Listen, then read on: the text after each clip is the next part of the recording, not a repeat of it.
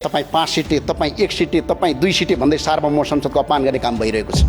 याद रहोस्, यो संसदीय व्यवस्था हो, यो संसदीय व्यवस्था हो। यो संसदीय व्यवस्थामा एकजना सांसदको महत्त्व पनि त्यति नै हुन्छ, बाँकी जति 274 जना सांसद छन्।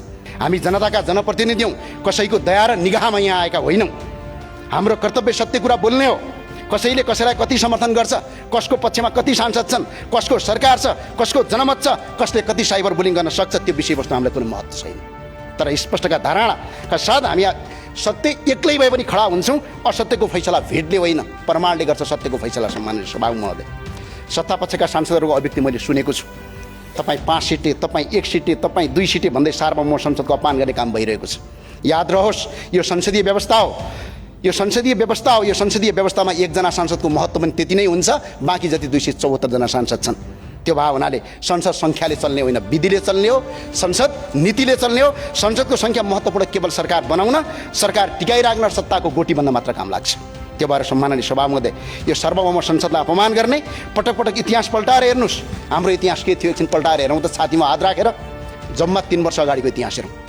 कोही सडकमा कराइरहेका थियौँ, कसैले सडकमा कुटाइ खाइरहेका थियौँ, आक्रमण भोगिरहेका थियौँ, कसैले शरीरभरि साङ्लो बाँधेर माइतीघर मण्डलमा उभिरहेका थियौँ, कोही हिरासतमा हत्कडी लगाएर थुनिएका थियौँ।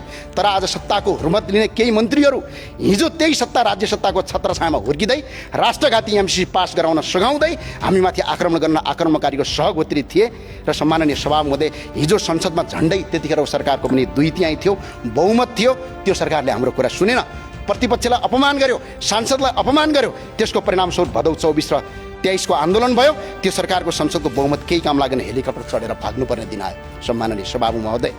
अनि अर्को कुरा, 35 वर्षदेखि लुटे, हामीले पनि लुट्न पाउनुपर्छ भन्ने बासी अहिले निर्माण भइरहेको छ।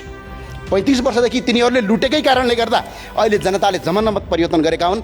फेरि लुट भनेर जनताले जनमत दिएका होइनन्। यो कुरा हेक्का रहोस्। सम्माननीय सभामुख महोदय, म सम्मानपूर्वक भन्न चाहन्छु, सङ्घर्षको कुरा गर्दा यो देश बनाउनका लागि तपाईँहरूको जति सङ्घर्ष छ, हाम्रो पनि त्यति नै सङ्घर्ष छ। फरक यति मात्रै थियो, तपाईँहरू सायद सुगम र सुविधा सम्पन्न परिवेशबाट आउनुभएको होला। हामी दुखी गरिब र किसान सर्वहारा वर्गका सन्तान थियौँ, त्यही परिवेशबाट आयौँ।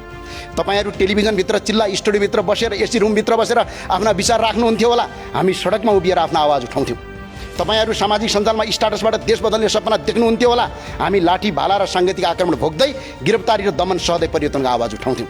तर हाम्रो आवाज एउटै थियो, सुशासन, सुशासन, भ्रष्टाचार मुक्त नेपाल। सम्माननीय सभामुख महोदय, हिजो 35 वर्ष सरकार चलाउनेहरू र आज सत्ता चलाउनेहरू बिचमा केही फरक देखिएन। सम्माननीय सभामुख महोदय, हिजो उनीहरूको 2/3 र बहुमत थियो, 33 किलो सुन काण्डको निष्पत्ति छानबिन गरौँ भनेर भन्दा उनीहरू तयार भएनन्। आज करछली र इबी गाडीको भन्सार दर रेटको चुहारको मुद्दामा निष्पत्ति छानबिन गरौँ भन्दा तपाईँहरू तयार हुनुहुन्न। हिजो उनीहरूको सरकार थियो, अदालतमा दर्ता भएका मुद्दा आफै फिर्ता लिन्थे। आज तपाईँहरूको सरकार छ, तपाईँहरू अदालतको मुद्दा आफै फिर्ता लिनुहुन्छ। हिजो उनीहरूको विपक्षमा बोल्दा झुटा मुद्दा लगाइन्थ्यो र अदालत देखाएर तर्साइन्थ्यो। आज तपाईँहरूको विपक्षमा बोल्दा अनुसन्धान निकाय र विभिन्न राज्य संयन्त्रको नाम लिएर दबाब सिर्जना गरिन्छ। हिजो उनीहरूको मन्त्री खुलमखुला धम्की दिन्थे, आज तपाईँहरूका मन्त्री संसदको रोस्टरमा बसेर धम्कीपूर्ण भाषण प्रयोग गरिरहेका छन्। हिजो उनीहरूका विरुद्धमा बोल्दा कार्यकर्ताले सडकमा आक्रमण गर्थे, आज तपाईँहरूका विरुद्ध बोल्दा तपाईँहरूका कार्यकर्ता सामाजिक सञ्जालमा सङ्गठित रूपमा चरित्र हत्या गर्छन्। फरक यति मात्र हो, आक्रमण हिजो सडकमा हुन्थ्यो, आज डिजिटल माध्यमबाट। हिजो आक्रमण भौतिक रूपमा हुन्थ्यो, आज मानसिक रूपमा। हिजो पनि राज्य शक्तिको प्रयोग गरेर असहमतिको आवाज उठाउनेलाई दबाउने प्रयास गरिन्थ्यो, आज पनि गरिँदैछ।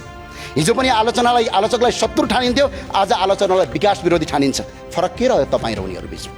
फरक यति मात्र छ कि चुनाव चिन्ह फरक छ, अनुहार फरक छ, तर व्यवहार उही छ, प्रवृत्ति उही छ, सत्ता जोगाउने शैली उही छ।